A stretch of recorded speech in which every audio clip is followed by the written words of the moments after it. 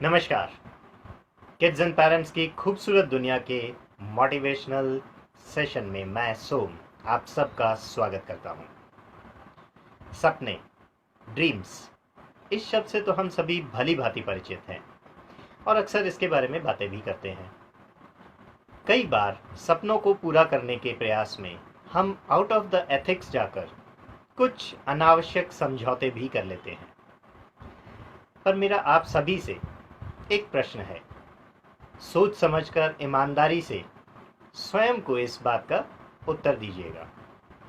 क्या सचमुच आप अपने लाइफ ड्रीम्स या जीवन के लक्ष्य को जानते हैं, उसे पहचानते हैं और कभी उसे पूरा करने के लिए आउट ऑफ द बॉक्स कुछ करने का प्रयास किया है? अधिकतर लोगों का जवाब इसमें ना ही आएगा। यहाँ पर जीवन लक्ष्य से मेरा तात्पर्य भौतिकतावादी चीज़ों का संग्रह नहीं है, जैसे कोई बड़ी कार खरीदना या घर खरीदना इत्यादि, या जीवन निर्वाह के लिए जो भी चीज़ें हम संग्रह करते हैं उसे हम अपने जीवन का लक्ष्य नहीं कह सकते। वे हमारे जीवन की इच्छाएं हैं और इच्छाओं की पूर्ति के लिए हमारा अधिकतम समय जाता है, अधिकतम परिश्रम जाता है। जीवन की इच्छाओं से हमें कभी भी स्थायी रूप से मानसिक संतुष्टि नहीं मिलती, क्योंकि इच्छाओं का रूप ही इस प्रकार होता है कि जब कोई इच्छा हमारी पूरी होती है तो तुरंत दूसरी इच्छा जागृत हो जाती है और हमें वह चीज़ थोड़ी कमज़ोर या कम लगने लगती है। यहाँ पर जीवन लक्ष्य से मेरा तात्पर्य उस चीज़ से है जो हमारे जीवन में निरंतरता का प्रतीक है। हमारे जीवन काल में कभी उसका अंत नहीं होता। जीवन लक्ष्य वह होता है जिसे जब हम शुरू करते हैं और गतिमान करते हैं तो हमारा शरीर एक नई प्रकार की ऊर्जा और आत्मविश्वास से भर जाता है। हमें अपने आसपास का वातावरण उसी प्रकार दिखने लगता है। हम सभी जानते हैं कि बच्चे जब पैदा होते हैं तो उनके अंदर हर बच्चे में एक अलग योग्यता, प्रतिभा और एक नया दृष्टिकोण होता है। 0 से 8 साल की उम्र के भीतर यदि बच्चे को उसके नेचुरल टैलेंट या नेचुरल एबिलिटी के हिसाब से अगर एनवायरनमेंट मिले तो आप पाएंगे कि उस बच्चे का रुझान और उसकी स्किल्स उस एरिया में बहुत तेज़ी से डेवलप होना शुरू हो जाती हैं। सजग माता पिता बहुत आसानी से 0 से 8 साल की उम्र के भीतर अपने बच्चे के भीतर एक एक्स्ट्रा स्पार्क या एक एक्स्ट्रा क्रिएटिव एबिलिटी को पहचान सकते हैं। हमारी एक पुरानी कहावत भी है, पूत के पांव पालने में नजर आते हैं। यह सत्य है। बचपन में ही बच्चे अपने हाव भाव, तौर तरीके, प्रश्नोत्तर और अपने क्रियाकलापों के द्वारा यह दर्शाते हैं कि उनका जीवन के प्रति क्या दृष्टिकोण है। अगर आप सजगता से उनके साथ एक क्रिएटिव एनवायरनमेंट डेवलप करते हैं और उनके साथ एक अच्छी अंडरस्टैंडिंग डेवलप करते हैं तो आप बहुत आसानी से किसी भी बच्चे के लाइफ ड्रीम्स को पहचान सकते हैं। बच्चा अपने स्ट्रेंथ और एम लेकर पैदा होता है। अब आप उसे पहचान पाते हैं या नहीं, यह आपकी पेरेंटिंग स्किल्स पर निर्भर करता है।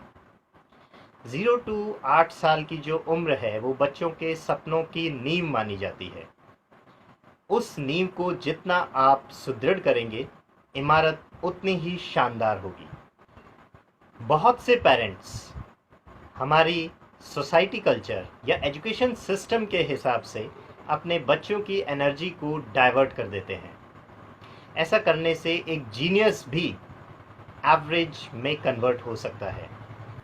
जीवन में साधन और संसाधन की कमी तो हमारे पास शायद हो सकती है, परंतु यह भी सत्य है कि हर बच्चा अपने अंदर एक खास प्रकार की योग्यता लेकर पैदा होता है जो उसे औरों से अलग बनाती है। उसी के अनुरूप अगर बचपन में ही उस बच्चे को परख लिया जाए और उसका culture, education, knowledge, opportunities, challenges और एनवायरनमेंट वहाँ उसे बचपन से ही मिलना शुरू हो जाए तो आगे जाकर वही बच्चे जीनियस कहलाते हैं और समाज पर अपने व्यक्तित्व की एक खास छाप छोड़ जाते हैं। प्रकृति का एक खास नियम है जो मुझे व्यक्तिगत रूप पर बहुत पसंद है कि जब भी किसी भी चीज़ को या किसी भी उद्देश्य को हम अपने जीवन की गहराइयों में उतार लेते हैं तो प्रकृति उसी हिसाब की अपॉर्चुनिटीज़, आसपास का वातावरण, आसपास के लोग अपने आप क्रिएट करना शुरू कर देती है, जिससे हमारा उद्देश्य सफल होने में थोड़ी आसानी हो जाती है। आप भी इसको अपने जीवन में एक्सपीरियंस ज़रूर करते होंगे। हर बच्चे को प्रथम दिन से ही उसके भीतर एक ऐसे आत्मविश्वास को डेवलप कीजिए कि जीवन लक्ष्य की प्राप्ति के लिए रंग रूप, स्थान समय, देश काल, अमीरी गरीबी कुछ मायने नहीं रखता। सिर्फ आपका आत्मविश्वास ही आपके जीवन लक्ष्य के लिए सबसे महत्वपूर्ण है। बच्चों को स्वयं के भीतर झांकने और खुद को पहचानने के अवसर प्रदान कीजिए।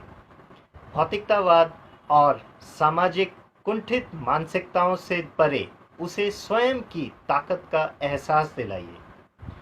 बच्चे के लिए आप उसके सुख साधन जुटाने की मशीन बनने के स्थान पर उसके लिए एक शानदार मार्गदर्शक बनिए। उसे इस बात का एहसास कराइए कि स्वयं के द्वारा लड़ी और जीती गई जो लड़ाई है, चाहे वो कितनी ही छोटी क्यों ना हो, बहुत मूल्यवान होती है। उसके स्थान पर थाल में सजा कर दिया गया मुकुट भी मूल्य विहीन होता है और बहुत जल्द नष्ट हो जाता है।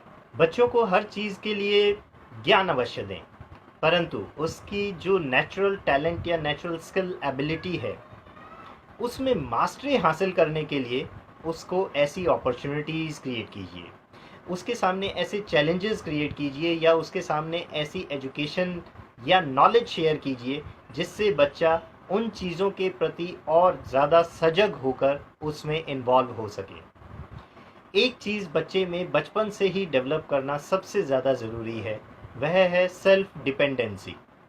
जितना ज़्यादा बच्चा अपने ऊपर सेल्फ डिपेंडेंट होता जाएगा उतना तेज़ी से वह स्वयं के व्यक्तित्व में निखार लाता चला जाएगा। बच्चे को नेचुरल टैलेंट के अगेंस्ट कभी डाइवर्ट मत कीजिएगा।